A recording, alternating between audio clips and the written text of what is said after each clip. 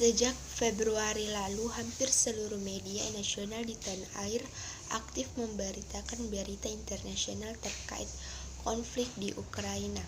Namun sayangnya mayoritas pemberitaan tersebut hanya mengutip dari media-media barat, sehingga tingkat objektivitasnya relatif rendah.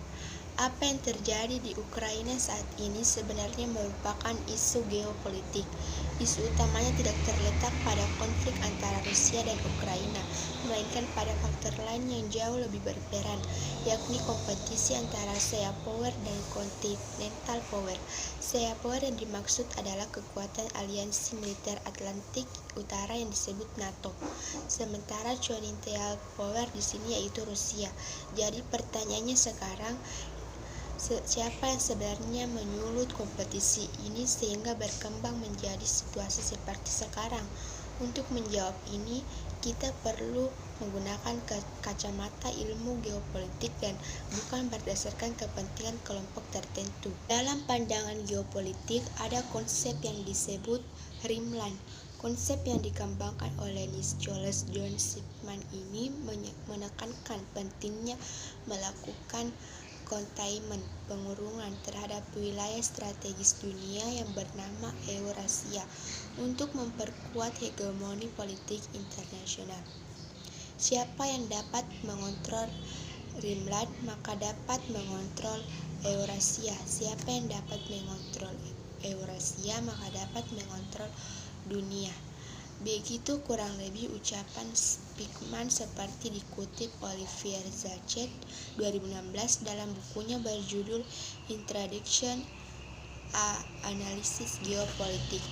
Eurasia merupakan wilayah membentang dari ujung Eropa sebelah barat hingga Rusia sebelah timur.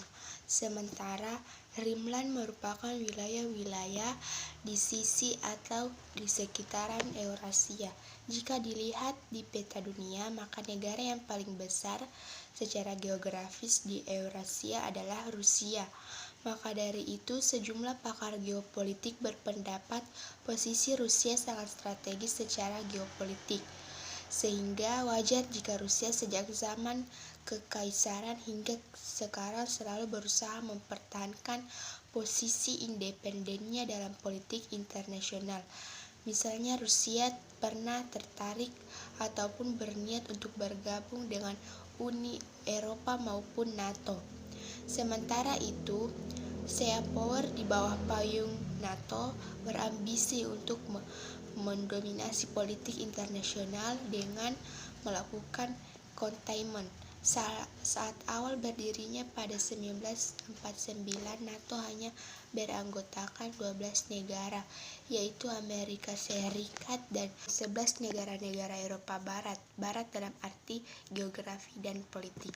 Tidak lama setelah itu, tepatnya pada 1955 muncul aliansi lain sebagai pengimbang kekuatan NATO, yaitu Pakta Warsawa. Namun sejak Pakta Warsawa bubar pada 1991, praktis hanya ada NATO sebagai aliansi militer raksasa skala dunia. Kemudian NATO terus mengembangkan wilayahnya terutama di benua Eropa. Jumlahnya kini mencapai 30 dan banyak di antara anggota-anggota baru itu berada tidak jauh dari Rusia, seperti negara-negara Eropa Tengah, Eropa Timur, negara-negara Baltik, dan negara-negara Balkan. Pergerakan blok barat itu tidak lain merupakan penerjemah dari teori Rimland, containment terhadap heartland. Dalam tradisi geopolitik, adalah hal wajar jika salah satu kekuatan utama dunia berusaha mencegah terjadinya ancaman serius terhadap wilayahnya. Dalam hal ini, Rusia berusaha mencegah ekspansi NATO yang kian lama kian mendekati perbatasan Rusia. Seperti kita ketahui, Ukraina adalah negara yang berbatasan langsung dengan wilayah Rusia bagian Eropa. Bahkan perbatasan ini berada tidak jauh dari kota-kota utama Rusia.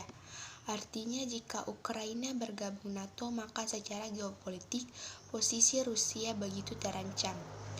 Maka dari itu berulang kali pihak Rusia mengingatkan agar pihak Barat untuk tidak mencoba memasukkan Ukraina ke dalam keanggotaan NATO.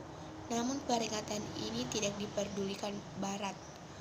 Semakin lama pergerakan Barat dan Ukraina yang dipimpin politisi pro-Barat semakin menunjukkan ke arah tersebut.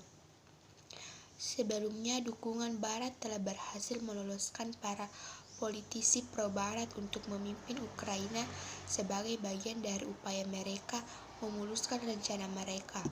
Bisa dibayangkan jika Ukraina bergabung NATO, maka dengan mudah Barat memasang pangkalan militer skala besar, bahkan perangkat militer berkekuatan nuklir di wilayah yang berbatasan dan berhadapan langsung dengan wilayah-wilayah utama Rusia.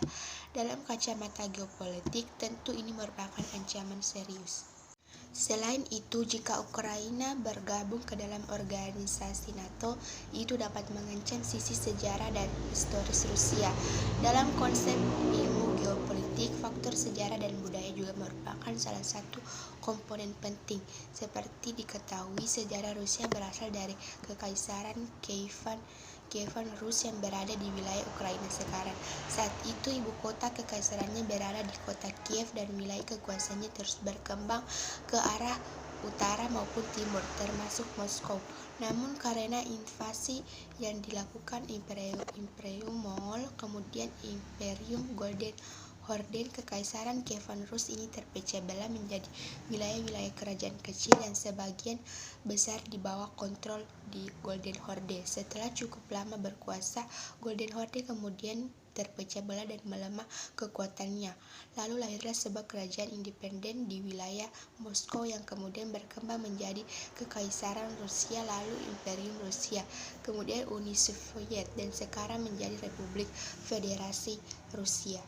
Berdasarkan fakta-fakta di atas, maka dapat dipahami jika sejumlah pakar geopolitik menyebut Rusia dan Ukraina sebenarnya merupakan satu bangsa.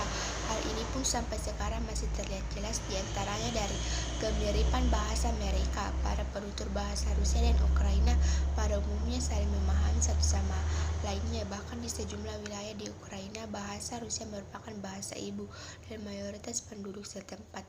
Sehingga jika Ukraina bergabung dengan blok Barat melalui organisasi mereka seperti NATO atau bahkan Uni Eropa, ini bisa menjadi ancaman secara historis dan kultural bagi bangsa Rusia, mengingat terdapat sejumlah perbedaan mendasar antara Barat dan Rusia. Sebagai kesimpulan, dapat dikatakan bahwa konflik yang sedang berkembang di Ukraina saat ini merupakan sebuah gejala geopolitik yang disusul bersama oleh Barat di bawah payung NATO. Konflik ini sebenarnya dapat saja dihindari seandainya pihak Barat bersedia dan berjanji untuk tidak akan pernah melakukan upaya-upaya yang dapat mendorong Ukraina ke arah blok Barat, terutama NATO dan juga bahkan Uni Eropa.